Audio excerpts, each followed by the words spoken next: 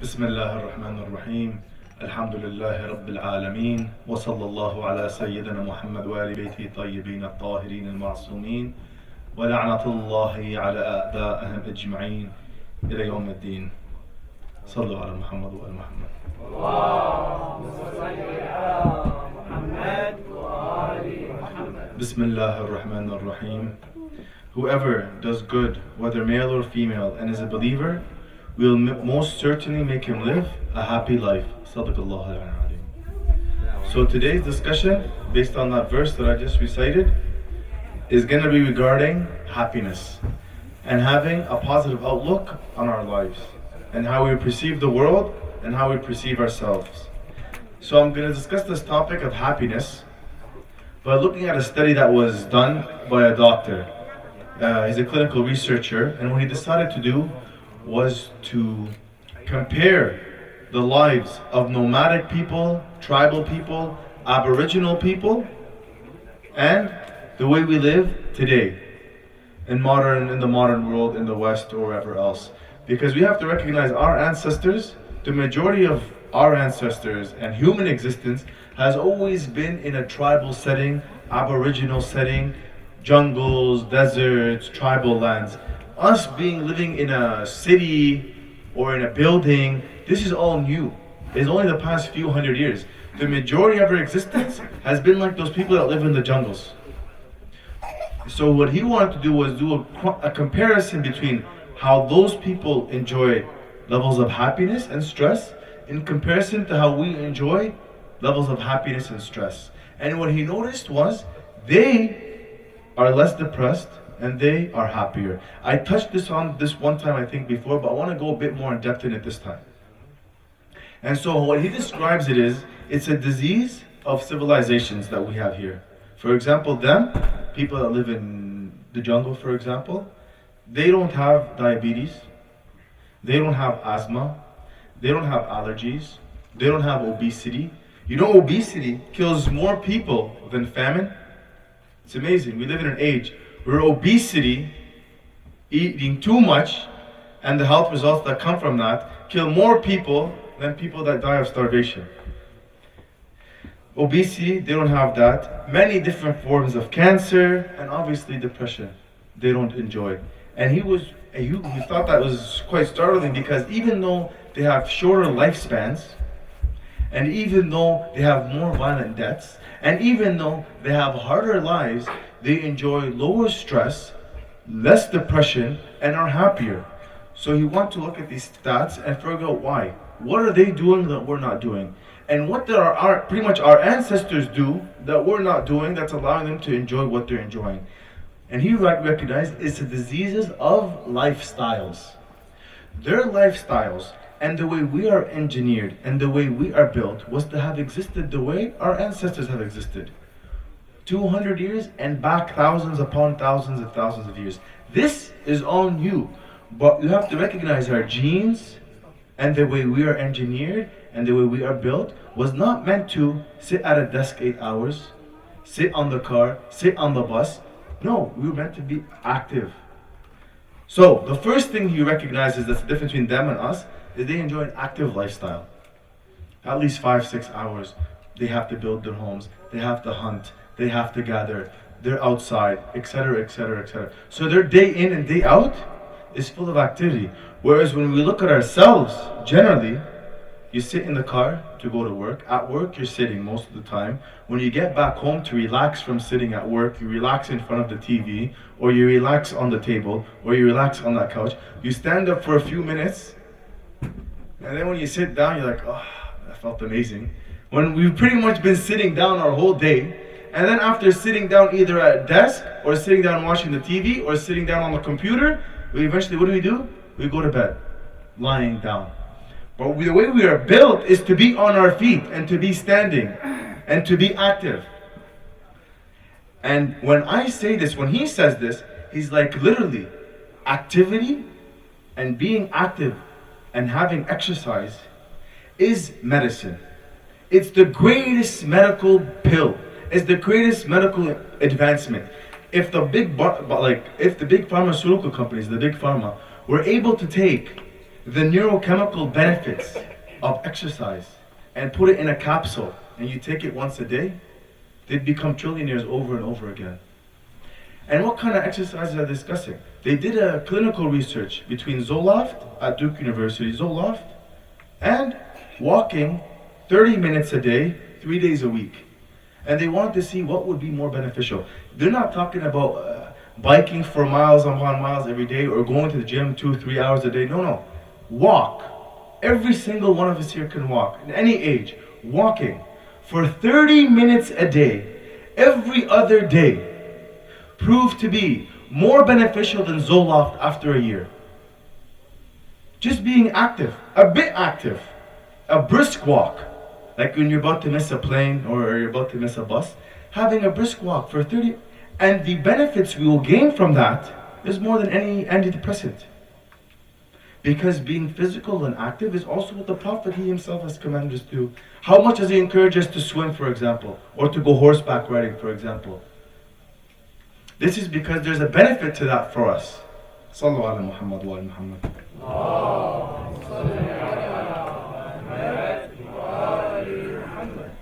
And the benefits of that small amount of exercise, on a cellular level, the cells age slower. In your mind, all these feel-good hormones are always exploding in mind. Dopamine, serotonin, endorphins. It's literally almost like a drug. How good you feel after being active. That's why it feels nice after you go for a walk or after you go for a jog. You feel better because there's all these chemical reactions that are shooting through your brain and through your body. And that's why one thing that makes them enjoy lower stress levels and more happiness is activity. So all we have to do is walk more. That's point one that he makes.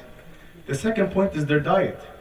Our diets today, I mentioned yesterday where I work, and big food manufacturers, they use salt, they use sugar, and they use fats to get these young brothers, as well as all of us, addicted to their food, like drug addicts. That's why you'll never see a kid crying, I want a banana, I want an apple. It's not gonna happen. But you see that kid in that store, whenever you're at the cash, he wants to have a chocolate bar, he wants chips. Why? Because there is a chemical need for it, because he's addicted to what's in that food. So our food is very processed and our food is very unhealthy. Whereas the people that live these lives in the jungles, that's the people he studied in Papua New Guinea, they enjoy very natural food. Foods that are high in fats, foods that are high in cholesterol. Wait, we have to eat low fats, low cholesterol. No, if you're active, you can afford to eat foods rich in cholesterol and rich in fat because our minds are made up of this. If someone ever called you a fathead, it's true. 60% of our brain are made up of fat. So if you deny yourself basic things like fats in your diet, healthy fats from omega-3s, like from fish, from eggs, not fats from chips and from chocolate. You see that there's a different healthy food sources, you're going to enjoy a healthier lifestyle. You're not going to be as depressed, you're not going to be as stressed, and you're going to be happier. So, better food choices.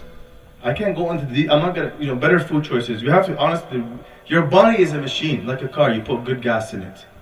You clean everything, you have to clean your mind, you have to detox your body. You have to put in it something that is healthy. You cannot put in it junk and expect good results from it, like anything else. So, activity, food, a good healthy diet, is two things they enjoyed. And Imam Sajjad says, do not let your stomach be a graveyard for dead animals. So be careful with what you eat. Don't just eat, So this is also teachings from the Ma'sumin, not just from some doctor out of Kansas State University. Finally, being in nature. They work outside, they live outside, they eat outside. Where are we from? And our ancestors, where did they live? They're predominantly outside, in nature, being a part of nature. But now, everyone wants to be indoors.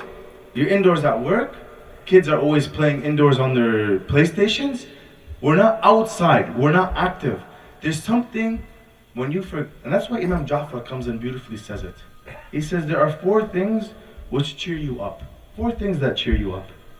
2 of them are looking at flowing water and looking at green grass.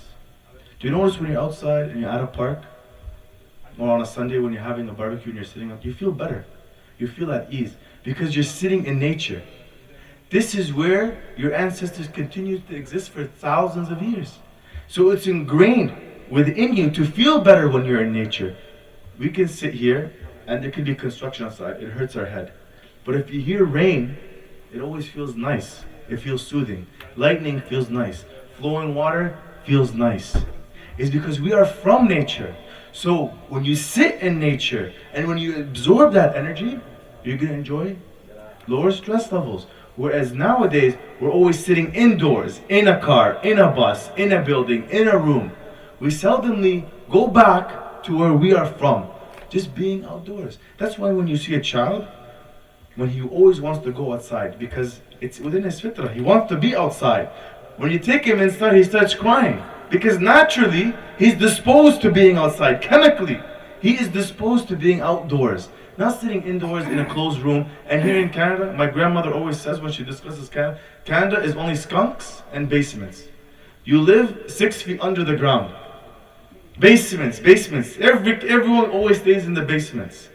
So be outside, be outdoors, enjoy nature. So better foods, more activity, be outdoors. You'll feel better. And that's why they're enjoying these higher levels of happiness. Something else is very simple. Sunlight. Sunlight. Don't you feel better when you're in the sun? For all the younger brothers here who are Superman, who are Superman followers, I don't know, who like Superman. Where does Superman get his power from?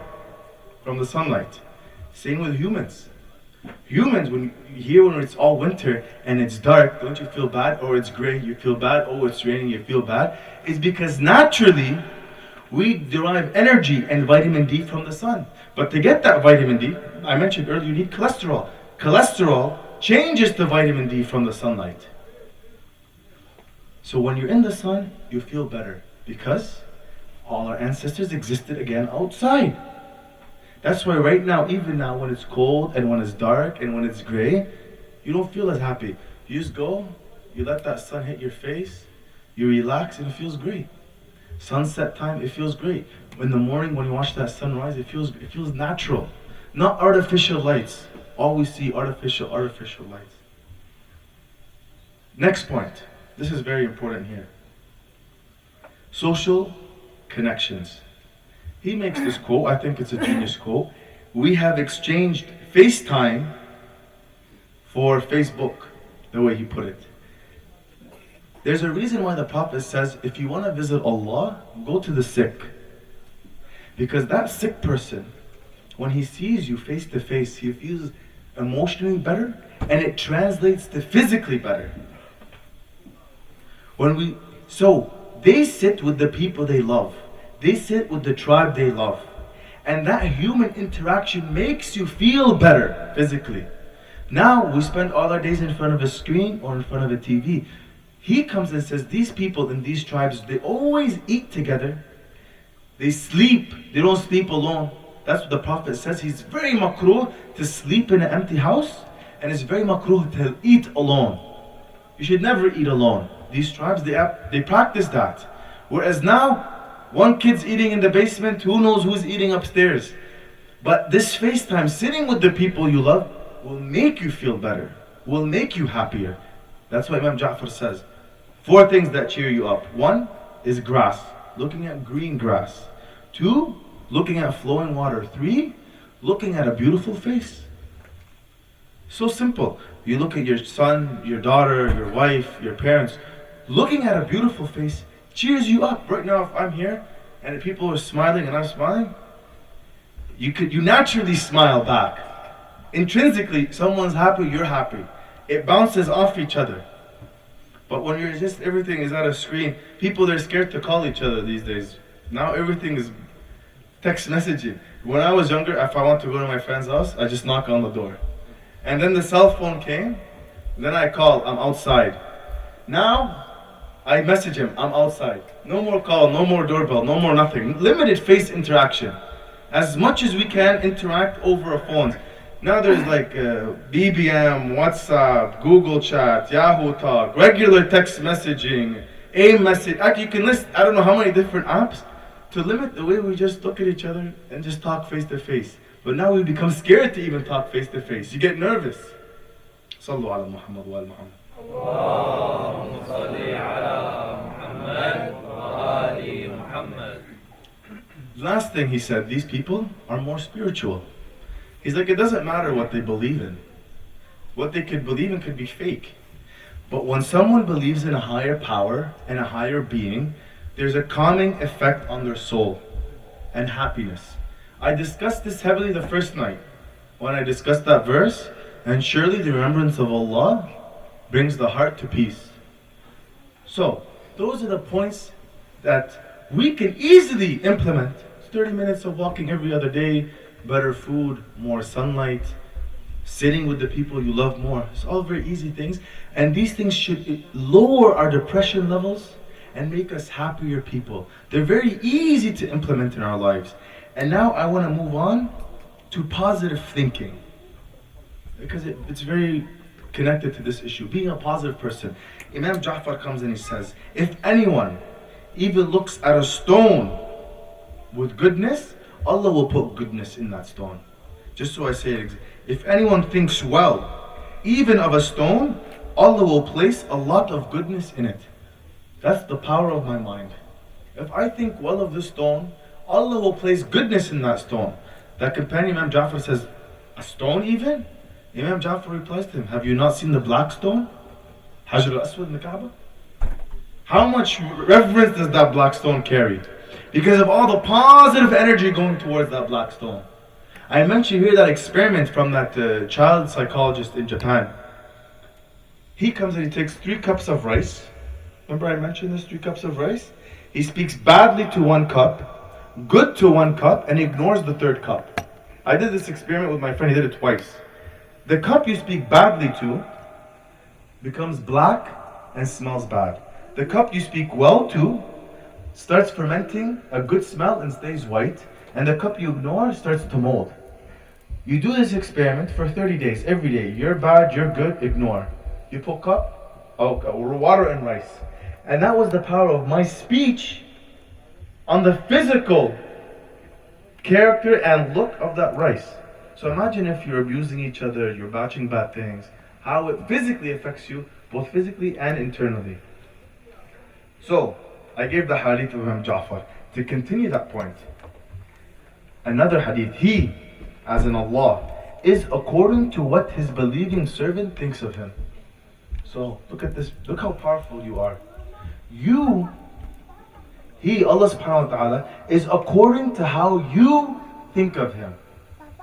How do you want to perceive Allah? Positively? Negatively? Do you want to be scared? Is he your friend? Is Allah subhanahu wa ta'ala someone you love? Someone you love getting? How do you perceive Allah? If a stone, you can find goodness in it. Imagine if you think well of Allah, what greatness you can find. And the opposite is also not good. Do not be pessimistic. Because God has prohibited this. It's a very clear hadith. Do not be pessimistic towards each other, for this is forbidden by God. Do not be negative.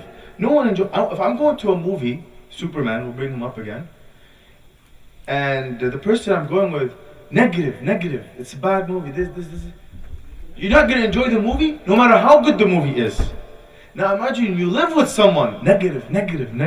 He's going to ruin your life. Negative all day, this food tastes bad, this show is bad, this car is... You need to be positive. If a movie the person could ruin for you, imagine you yourself are negative. You ruin yourself. So do not be pessimistic, do not be negative. And Amir al-Mu'minin comes and beautifully says, Alham, to be worried has a wasting effect on the body. It's very obvious. If you're stressed, you can't sleep. You can tell on your face. Stress is a good thing. If I'm running from a bear, if a bear is going to kill me, it's good to be stressed. This was a natural instinct to save my life. 200 years and back and even today. You were supposed to have your stress spike in order to save your life. But the issue now is, we're stressed not for 5 minutes when we're running away from the bear, or 15 minutes or 20 minutes or whatever, or the bear kills us and eats us and it's over. Now we're stressed for a full day, a full 5 days, a full week, a full month, And that stress shows on your face. The Emir says it. The Emir says, stress has a wasting effect on your body. Sallu ala Muhammad. اللهم صل على محمد وآل محمد.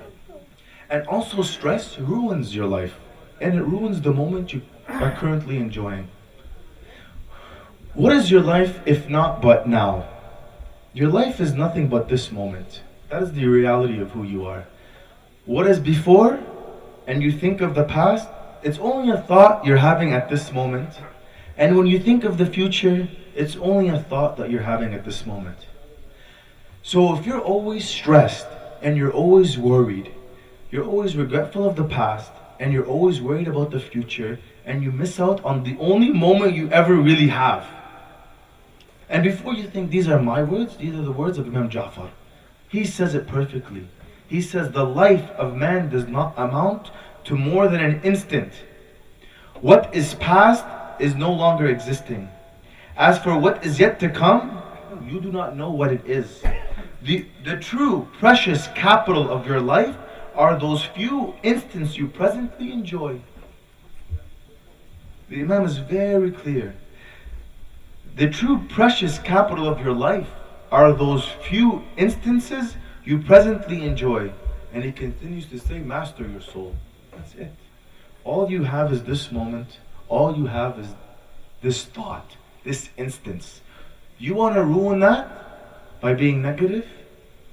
You want to ruin that by stressing yourself out over issues that do not deserve? I don't want to. I can give an example of someone. They have. I'll use my grandmother again. I know she keeps coming up today. She has 10 grandchildren, each one of them happy, each one of them has kids. We're almost, 50, 60 cousins, stressed, always nervous. Oh, there's what's to be nervous about. Alhamdulillah, we're all healthy, your children are all healthy, their great-grandchildren are all healthy. Stressed, nervous, fixing, cleaning, picking up, running around, yelling. I don't know what she's rushing for. Just relax, enjoy the moment. Do not ruin it by thinking here and thinking there. You only have these few moments to enjoy. So do not poison the authenticity of a moment of pleasure. Do not put, if you're at a beautiful sight, you're enjoying a beautiful moment, a beautiful scene, do not poison that by instantly taking out your phone and having to take a selfie. Just don't. Because it ruins the authenticity of that moment. Just sit there, enjoy, relax. And have it as a beautiful memory. That's it. You don't need to sit there and then make a fake smile and then make a fake laugh. And it takes away from that moment you could have enjoyed. And if you just do a simple exercise, I'm sure if you have a tree outside your house or a tree outside your bus stop, if you just look at a tree and let the sun wash over you and just listen to your breathing, and just look at the bark and look at the leaves. You will notice things you've never noticed. And you will see it in a completely different way. And you'll have a greater appreciation for it if you're just not running through life, running, worried about the next thing coming, rather than just taking things as they come. I'm not telling you to be irresponsible and not worry about, no. But I'm telling you, do not ruin your today by not enjoying what's in front of you and all the beautiful signs that are before you. Sallu ala Muhammad wa ala Muhammad. اللهم صل على محمد وآل محمد.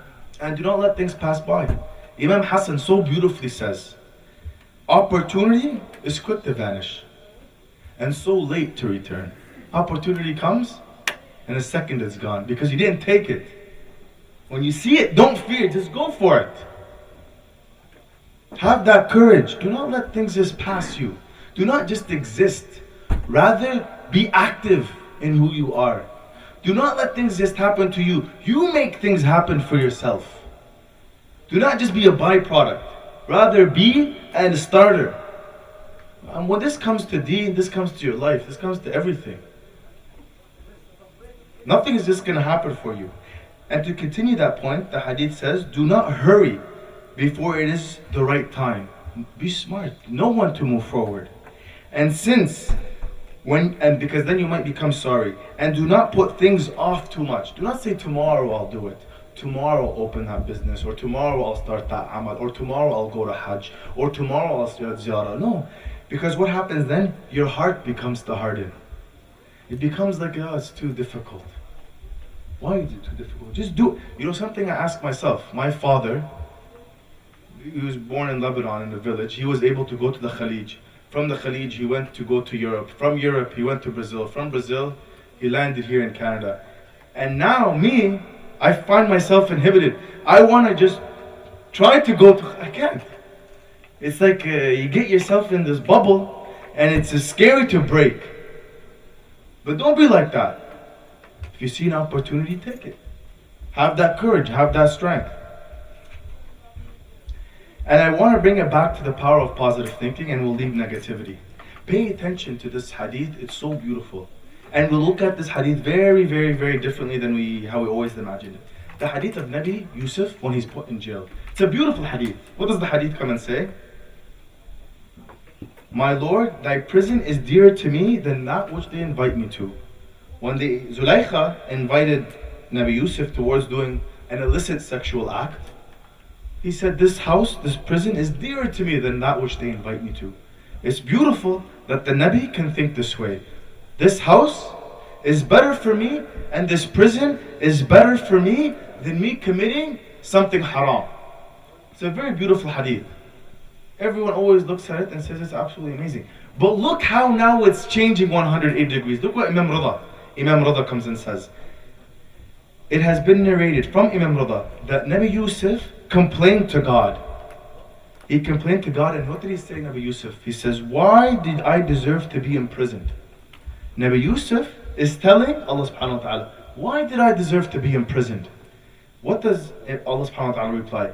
God revealed to him, it is you who chose it when you said, my Lord, thy prison is dearer to me than that which you invite me, that which they invite me. Why did you not say prosperity is dearer to me than what they invite me towards?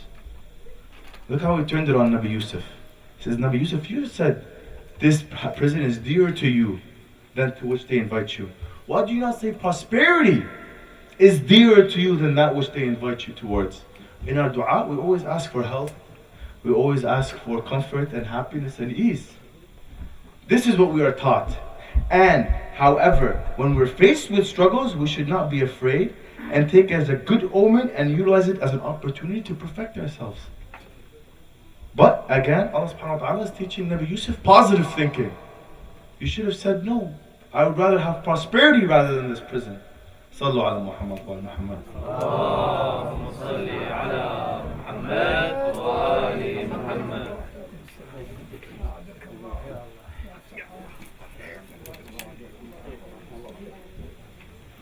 So when discussing happiness, my advice is simple. Be happy. Just be happy. It's very easy. It's a state of mind. It's a way of thinking. Just be happy. No one can take that away from you. If you get sick, be happy. If someone is dying, you continue to be happy. But listen to this. You grieve. But you do not grieve and let that grief kill you. Like we do now, we become hopeless and we become stressed. No. Those communities in the jungle that he refers back to, when someone dies, they grieve. They have sadness, but it doesn't break them. So nothing should ever put you in a place of despair or complete sadness. Because we should always have Allah subhanahu wa ta'ala in our hearts and in our minds. And I'm going to give you, in the part of the Azr, Amir al-Mu'mineen, how the whole world turned against him, yet he never lost his connection with Allah, and therefore he was never unhappy or sad. Alama Tabata'i, when he talks about this issue, he says, being happy, people say, oh, I want to become spiritual, right? I don't want a car, or I don't want a house, or I want to live a simple life, or this. He's like, the issue is not moving away from that, but is building such a deep, rich connection with Allah that those things matter less. It's not, I will stop having nice clothes, I will stop enjoying nice things, and then I'll become closer to Allah. No, you have to build a relationship with Allah where everything else seems less important. It's not you cut this to go to Him. No, you go to Allah, then everything else you will not care for as much. You will only care for him. And there's a beautiful point that illustrates this. It's a poem. He comes and he says, a man, he says, I renounced the world on the first day, and I renounced the hereafter on the second. On the third day I renounced everything but Allah, and on the fourth day I was asked, what do you want? So the first day he renounced the world. The second day he renounced the hereafter. The third day he renounced everything but Allah. And then when he was asked, what do you want? He said, I want not to want. I want not to want. There's a freedom in that. He wanted not to want. And he was comfortable not having a desire for something. Because he's free, he's liberated. He's in need of nothing. He just has Allah. And having Allah keeps you happy. And keeps you fulfilled. And keeps you satisfied. No matter what ocean of troubles you're swimming in. And I know I've mentioned a lot in a lot of narrations, but it's just a limited time. And there's one last one I really want to mention before I move on. When it comes to having Allah and the pleasure you enjoy with that. The Ma'soom was sitting in the company of his companions. So at this point somebody looks at him and he says, you have sought seclusion and rushed away by yourself. Just to show you how happy you are with Allah. No matter what's going on around you. He's like, you sought seclusion and you rushed away and went off by yourself. The Ma'soom, the Imam replies to him, had you tasted the sweetness of seclusion, you would desire to separate from your own self. You would desire to separate from your own self. Have you tasted that sweetness of seclusion and have that intimacy with Allah subhanahu wa ta'ala? And on that note, who was left completely alone and by himself? I want to give anyone that thinks they have it bad, anyone that thinks they're stressed out, anyone that thinks they have it difficult, go back towards Amir al-Mu'mineen. Go to Amir al-Mu'mineen. On the day of Ghadir, what was he? What was the Amir? On the day of Ghadir, his father-in-law was Rasulullah. His wife was Sayyid al-Nisa al-Alameen. His children were Sayyid al-Shabab Ahl al-Jannah. He was a champion in the fields of battle. He now held political office and was the leader of the Muslimin. His family life, his personal life, his professional life, his military life was on the top. No one come close to him. So if you ever think you have it bad, what happens to him 6 months later? His father-in-law and his cousin is now dead. His wife, Sayyid Nisa al-Alameen, soon after passes away. His children are now left aitam. The Khilafah and the Imama and the governmentship he held over the Islamic Ummah is now gone. And for 22 years he sits in a house. This one that fought for Islam, that conquered for Islam, they all turned against him. The world turned against him. And yet did he feel stressed? Did he feel sad? Did he feel despair? No, he always had Allah subhanahu wa ta'ala. Even though the world turned on him having Allah meant nothing. He said he viewed this Khilafah as nothing but the shoelace. And on this point, when Rasulullah and Khadija passed away, he did not even have a kafan towards giving her. And then he looked up to the skies and he tells Allah subhanahu wa ta'ala that Sayyidah Khadija, she gave all her wealth towards this world, that now I do not even have a kafan to bury her in. So at this point, Jibreel comes down from the heavens. He comes down carrying 5 kafans. Rasulullah asked Jibreel, what are these 5 kafans for? He says that first kafan is for Khadija.